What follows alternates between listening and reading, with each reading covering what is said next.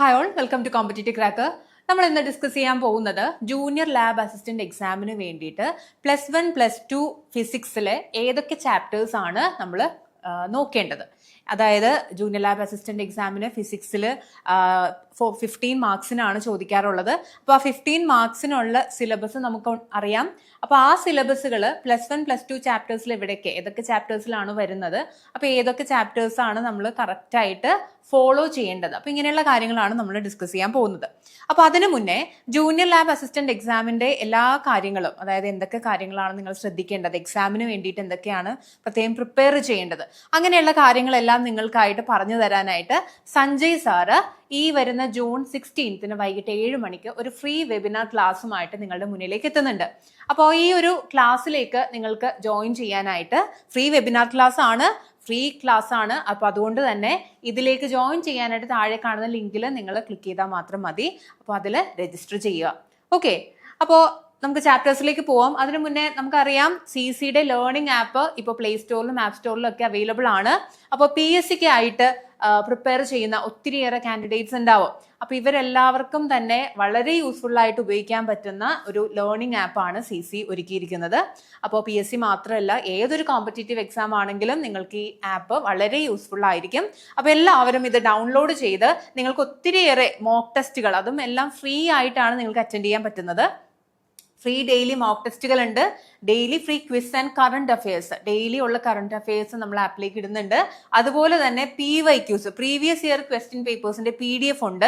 അതുപോലെ തന്നെ rank and performance analysis, നിങ്ങൾ മോക്ക് ടെസ്റ്റുകൾ അറ്റൻഡ് ചെയ്യുന്നു, അതിനുശേഷം നിങ്ങളുടെ പെർഫോമൻസ് അനലൈസ് ചെയ്യാൻ നിങ്ങൾക്ക് തന്നെ ഒരു ഓപ്ഷനും ഉണ്ട്.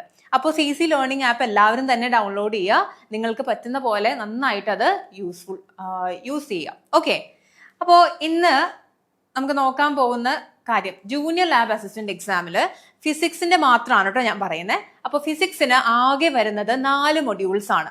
ഓക്കെ, 1 2 3 4 4 മൊഡ്യൂൾസ് ഉണ്ട്.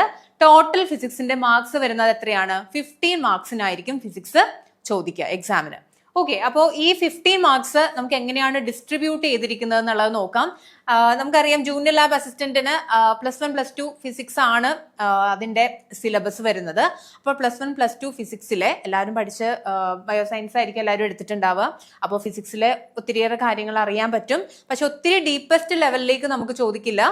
ആ ഒരു ലെവല് ഏകദേശം കോൺസെപ്റ്റുകൾ നന്നായിട്ട് മനസ്സിലാക്കിയിരിക്കുക, ചെറിയ ചെറിയ പ്രോബ്ലംസ് ഒക്കെ ആയിരിക്കും. അപ്പൊ അത്യാവശ്യം നിങ്ങൾ അതിൽ കോൺസെൻട്രേറ്റ് ചെയ്തിട്ടുണ്ടെങ്കിൽ നിങ്ങൾക്ക് 15 മാർക്സും ഫിസിക്സിന് ഉറപ്പിക്കാനായിട്ട് സാധിക്കും. ഓക്കെ, അപ്പൊ നമുക്ക് നോക്കാം. 4 മൊഡ്യൂള് 15 മാർക്കാണ്. ഫസ്റ്റ് ക്ലാസ് 11 ചാപ്റ്റേഴ്സ്, +1 ചാപ്റ്റേഴ്സ് ഏതൊക്കെയാണ് കവർ ചെയ്യുന്നത്? അതായത് ജൂനിയർ ലാബ് അസിസ്റ്റന്റ് എക്സാമിലെ 4 മൊഡ്യൂൾസിൽ ആദ്യത്തെ 2 മൊഡ്യൂൾസും കവർ ചെയ്യുന്നത് +1 ചാപ്റ്റേഴ്സ് ആണ്. ഓക്കെ, അപ്പൊ അതില് മൊഡ്യൂൾ 1 ചോദിക്കുന്നത് 4 മാർക്കാണ്. 4 മാർക്ക് ക്വസ്റ്റ്യൻ മൊഡ്യൂൾ 1 നിന്നാണ് ചോദിക്കാൻ പോകുന്നത്. അതില് ഫിസിക്സിലെ ചാപ്റ്റർ 1 യൂണിറ്റ്സ് ആൻഡ് മെഷർമെന്റ്സിൽ നിന്ന് ഇത്രയും ടോപ്പിക്സ് ആണ് നമ്മൾ പഠിക്കാനുള്ളത്. Okay, chapter 1 units and measurement ആണ്. അതില് എന്തൊക്കെ പഠിക്കണം? സിസ്റ്റം ഓഫ് യൂണിറ്റ്സ് ഉണ്ട്, മൾട്ടിപ്പിൾ സിസ്റ്റം ഓഫ് യൂണിറ്റ്സ് എന്ന് പറയുമ്പോൾ CGS സിസ്റ്റം, SI സിസ്റ്റം എന്നൊക്കെയുള്ള നമ്മൾ പഠിച്ചിട്ടുണ്ട്.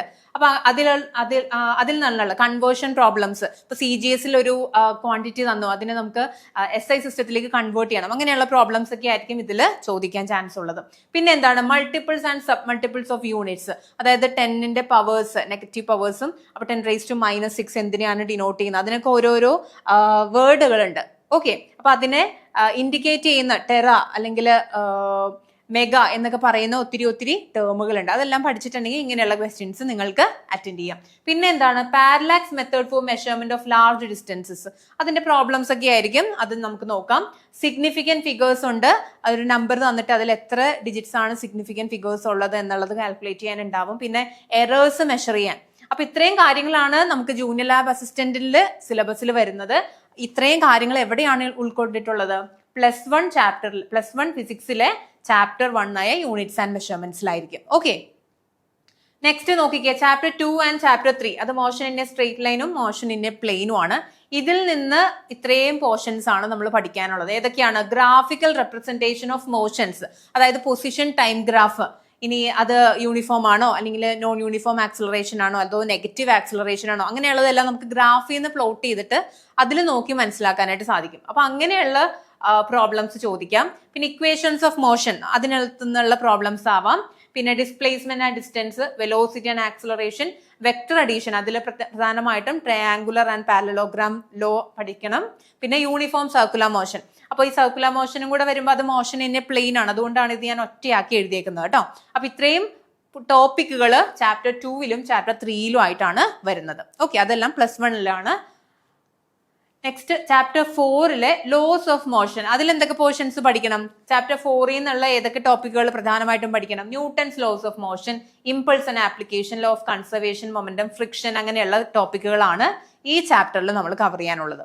നെക്സ്റ്റ് വരുന്നതോ chapter 5 work, energy and power എന്ന് പറയുന്ന ചാപ്റ്ററിൽ നിന്ന് ഡിഫറെന്റ് ടൈപ്സ് ഓഫ് വർക്ക് ഉണ്ട്. Kinetic and potential energy, power, പിന്നെ കൊളീഷൻ, അത് ഇലാസ്റ്റിക്കും ഇൻഇലാസ്റ്റിക് കൊളീഷൻസും. അപ്പൊ ഈ ടോപ്പിക്കുകൾ പ്രധാനമായിട്ടും നോക്കുക.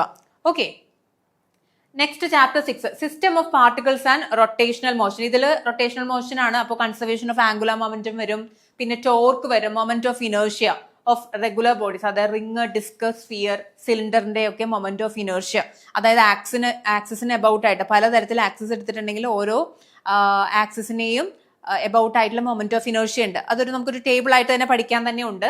അപ്പോൾ അത് പഠിച്ചു വെക്കുക. പിന്നെ അതിൽ നിന്നുള്ള പ്രോബ്ലം ആവാം, ചിലപ്പോൾ ഡയറക്ട്ലി ചോദിക്കാം. പിന്നെ theorems on moment of inertia, അത് ഏതൊക്കെയാണ്? Parallel axis and perpendicular axis theorems ഉണ്ട്, അത് പഠിക്കാം. ഇതൊക്കെ വളരെ എളുപ്പമുള്ളതാണ്, പക്ഷെ നിങ്ങളൊന്ന് ട്രൈ ചെയ്യണം. അതായത് കുറച്ച് സമയം നമ്മൾ അതിനുവേണ്ടി ഒന്ന് സ്പെൻഡ് ചെയ്തിട്ടുണ്ടെങ്കിൽ ഇതൊക്കെ നിങ്ങൾ പഠിച്ച കാര്യങ്ങൾ തന്നെയാണ്. അപ്പോൾ ഒന്നും കൂടെ ബ്രഷപ്പ് ചെയ്യാനായിട്ടാണ് നമ്മൾക്ക് വേണ്ടത്. അപ്പോൾ ഫിസിക്സ് ഒട്ടും തന്നെ ബാക്ക്ഗ്രൗണ്ട് ഇല്ലാതെ ആരും തന്നെ ഉണ്ടാവില്ല. അപ്പൊ അത്യാവശ്യം കുറച്ച് കാര്യങ്ങൾ അറിയാൻ പറ്റും. പിന്നെ ഒന്നും കൂടെ +1 +2 ഫിസിക്സിന്റെ ടെക്സ്റ്റ് ബുക്ക് എടുക്കുക, അതൊന്ന് വായിച്ചു നോക്കിയാൽ തന്നെ നിങ്ങൾക്ക് ഈ ഒരു 15 മാർക്ക് ഇതിന് ഉറപ്പിക്കാനായിട്ട് സാധിക്കും. ഓക്കെ, പിന്നെ kinetic energy of rolling bodies, അങ്ങനെയുള്ള പ്രോബ്ലംസ്. നെക്സ്റ്റ് വരുന്നത് ചാപ്റ്റർ 7 ഗ്രാവിറ്റേഷനിൽ നിന്നാണ്. ആക്സിലറേഷൻ ഡ്യൂ ടു ഗ്രാവിറ്റി, അത് ഡെപ്തിനും ഹൈറ്റിനും അനുസരിച്ച് ജി വാല്യൂവിന് വരുന്ന മാറ്റങ്ങൾ. പിന്നെ ഓർബിറ്റൽ വെലോസിറ്റി, എസ്കേപ്പ് വെലോസിറ്റി, പിന്നെ എന്താ കെപ്ലേഴ്സ് തേർഡ് ലോ, ഇതൊക്കെയാണ് ഈ ചാപ്റ്ററിൽ നിന്ന് വരുന്നത്, ഗ്രാവിറ്റേഷൻ എന്ന് പറയുന്ന ചാപ്റ്ററിൽ നിന്ന് വരുന്നത്. നെക്സ്റ്റ് വരുന്നത് 8ാമത്തെ ചാപ്റ്ററും 9ാമത്തെ ചാപ്റ്ററും, അത് ഒരുമിച്ച് തന്നെ ഞാൻ എഴുതാൻ കാരണം മെക്കാനിക്കൽ പ്രോപ്പർട്ടീസ് ഓഫ് സോളിഡ്സും ഫ്ലൂയിഡ്സും ആണ്. ഓക്കെ, അത് നമ്മുടെ സിലബസിൽ ഒരുമിച്ചാണ് കിടക്കുന്നത്. അപ്പൊ അതുകൊണ്ട് തന്നെ ഈ 2 ചാപ്റ്റേഴ്സിലെ ഇത്രയും ടോപ്പിക്കുകളാണ് കവർ ചെയ്യാനുള്ളത്. ഇത് സോളിഡിന്റെ കുറച്ച് പ്രോപ്പർട്ടീസ് ആണ്, ഇലാസ്റ്റിസിറ്റി ഒക്കെ, പിന്നെ surface tension, viscosity, Pascal's law, ഇതെല്ലാം ഫ്ലൂയിഡിലേക്ക് വരുന്നു. അപ്പൊ ഇത്രയും പോർഷൻസ് നമുക്ക് ഈ ചാപ്റ്റർ 9-ലെ ആണ്, ഇത് ചാപ്റ്റർ 8-ലെ ആണ്. ഓക്കെ, ഇലാസ്റ്റിസിറ്റി, അതിന്റെ സ്ട്രെസ്സും സ്ട്രെയിനും കർവ് ഉണ്ട്, സ്ട്രെസ് സ്ട്രെയിൻ ഗ്രാഫ് ഉണ്ട്. അപ്പൊ അതൊന്ന് അനലൈസ് ചെയ്യാൻ പഠിക്കണം. പിന്നെ rigidity modulus, Young's modulus, bulk modulus, ഇതിന്റെ എല്ലാം ഇക്വേഷൻസും പിന്നെ എങ്ങനെ അതിൽ നിന്നുള്ള പ്രോബ്ലം വന്നിട്ടുണ്ടെങ്കിൽ ചെയ്യാൻ പറ്റും, ഇങ്ങനെയുള്ള കാര്യങ്ങളൊക്കെയാണ് ഇതിൽ നോക്കേണ്ടത്. ഓക്കെ, നെക്സ്റ്റ് വരുന്നതോ chapter 10 thermal properties of matter, പിന്നെ ചാപ്റ്റർ 11 തെർമോഡൈനാമിക്സ്. ഇത് രണ്ടും ഒരുമിച്ചാണ് എഴുതിയേക്കുന്നത്. അപ്പൊ അതിൽ ഇത്രയും ടോപ്പിക്കുകൾ കവർ ചെയ്യേണ്ടതായിട്ടുണ്ട്. First and second law of thermodynamics ഉണ്ട്, പിന്നെ principle of mixture, scales of temperature, specific heat capacity വളരെ ഇമ്പോർട്ടന്റ് ആയിട്ടുള്ളതാണ്. പിന്നെ isothermal and adiabatic processes, Carnot's heat engine. ഇതിന്റെ ഒന്നും ഒത്തിരി ഡീറ്റെയിലിംഗ് ആയിട്ടുള്ളതൊന്നും നമുക്ക് നോക്കേണ്ട ആവശ്യമില്ല.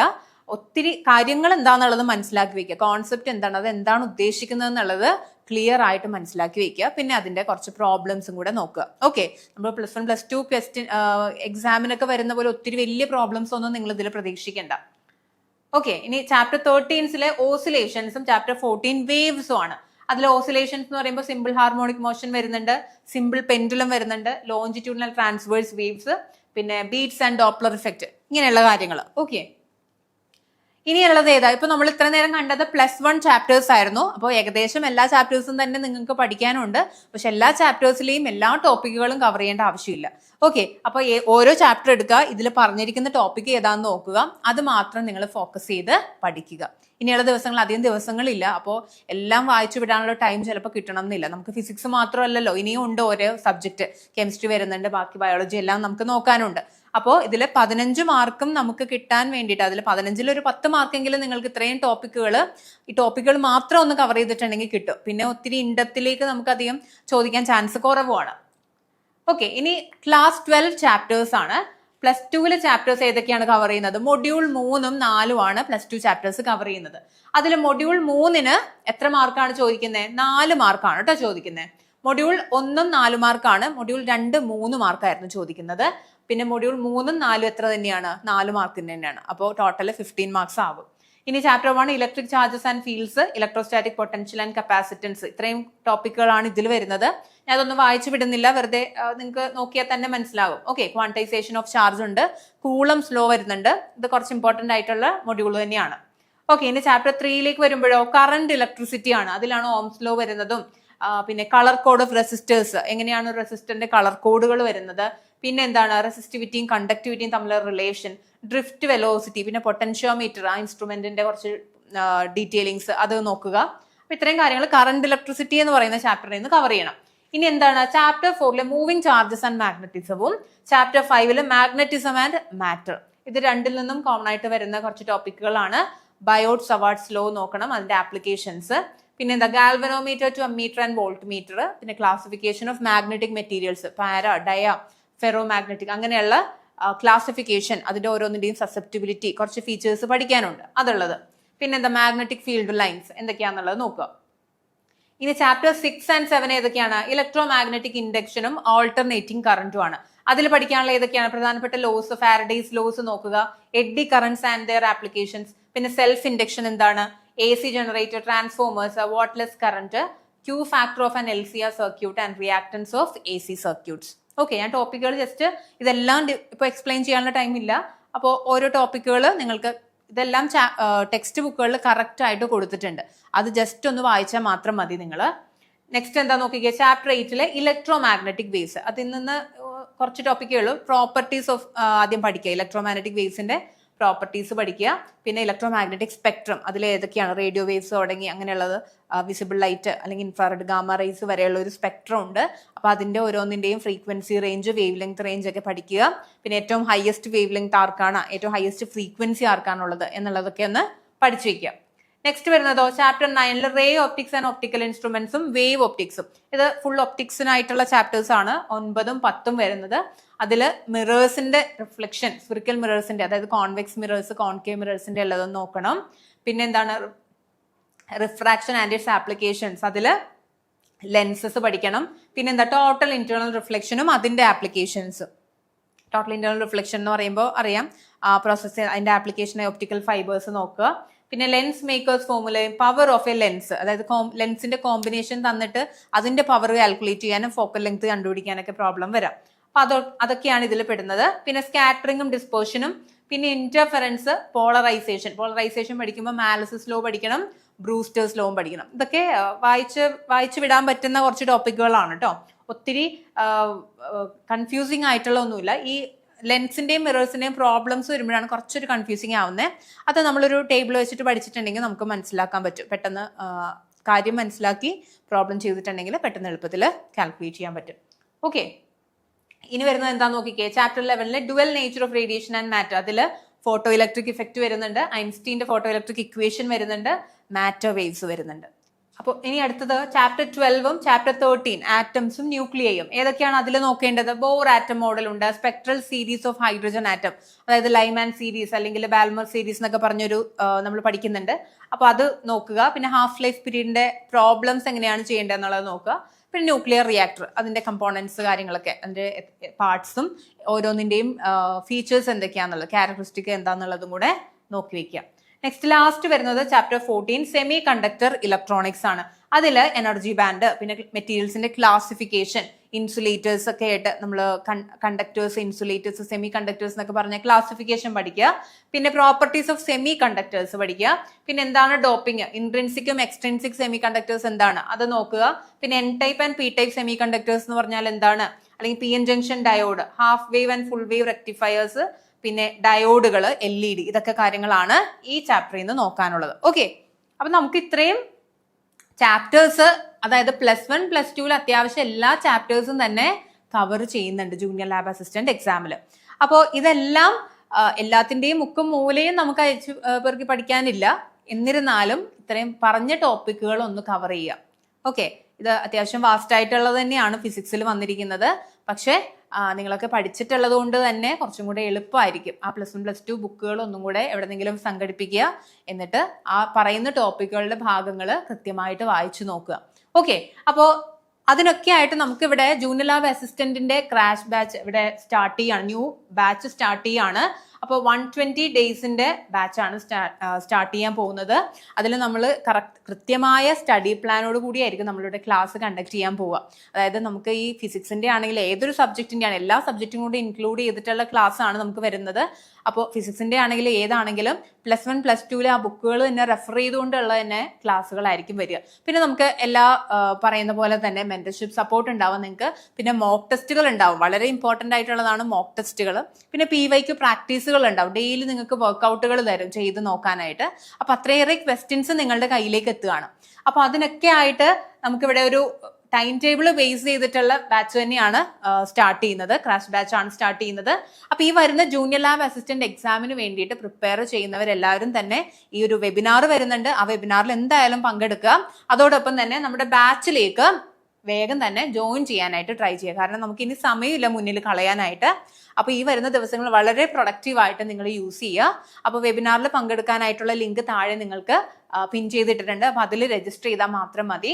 പിന്നെ ഈ ബാച്ചിന്റെ ഡീറ്റെയിൽസ് കൂടുതൽ അറിയാനായിട്ട് ഈ കാണുന്ന ബോർഡ് നമ്പറിൽ കോൺടാക്ട് ചെയ്യുക. 8589083568 എന്ന് പറയുന്ന ബോർഡ് നമ്പറിൽ കോൺടാക്ട് ചെയ്യുക, കൂടുതൽ ഡീറ്റെയിൽസ് അറിയാം. അപ്പോൾ ഓക്കെ, താങ്ക് യു ഓൾ. അടുത്തൊരു ഇൻഫോർമേറ്റീവ് വീഡിയോ ആയിട്ട് നമുക്ക് അടുത്ത വീഡിയോയിൽ കാണാം. അപ്പോൾ ഓക്കെ, താങ്ക് യു.